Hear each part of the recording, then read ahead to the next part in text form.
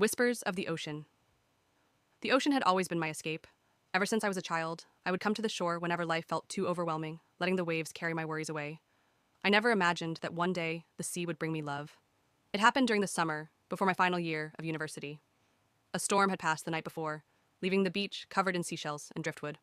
As I wandered along the shore, collecting little treasures, I noticed someone sitting near the water's edge, a young man, sketching in a worn notebook. Curious, I walked closer and peeked over his shoulder. "What are you drawing?" I asked. He looked up, startled. His deep blue eyes met mine, and for a moment, I forgot to breathe. "The waves," he said, his voice warm and calm. "But I can never quite get them right." I smiled. "Maybe that's because the ocean isn't meant to be captured. It's meant to be felt." He chuckled, closing his notebook. "I'm Leo, by the way."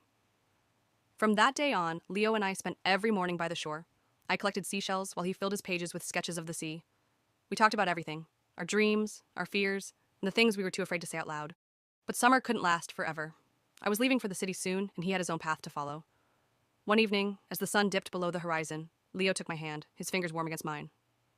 "I don't want this to end," he whispered. My heart ached. Neither do I.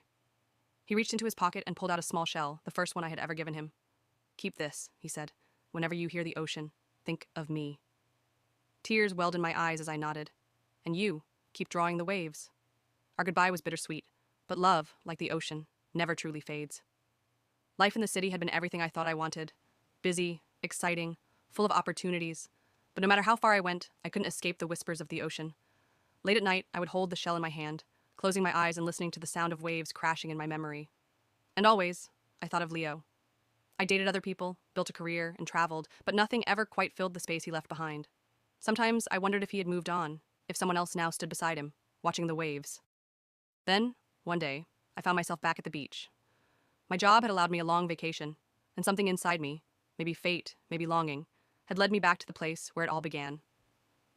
As I walked along the shore, my heart pounded when I saw him. He was standing there, sketchbook in hand, the wind playing with his hair. He looked up, and the moment our eyes met, it was as if no time had passed. "I never stopped drawing," he said, his voice carrying over the waves.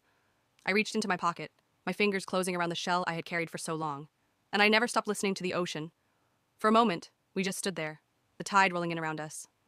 Then, he smiled. A slow, knowing smile, the kind that said he had been waiting for me all this time. "Come with me," he said softly. I hesitated. "To where?" He reached for my hand, lacing his fingers through mine, just like he had that last summer night. "Wherever the waves take us." And as the ocean whispered,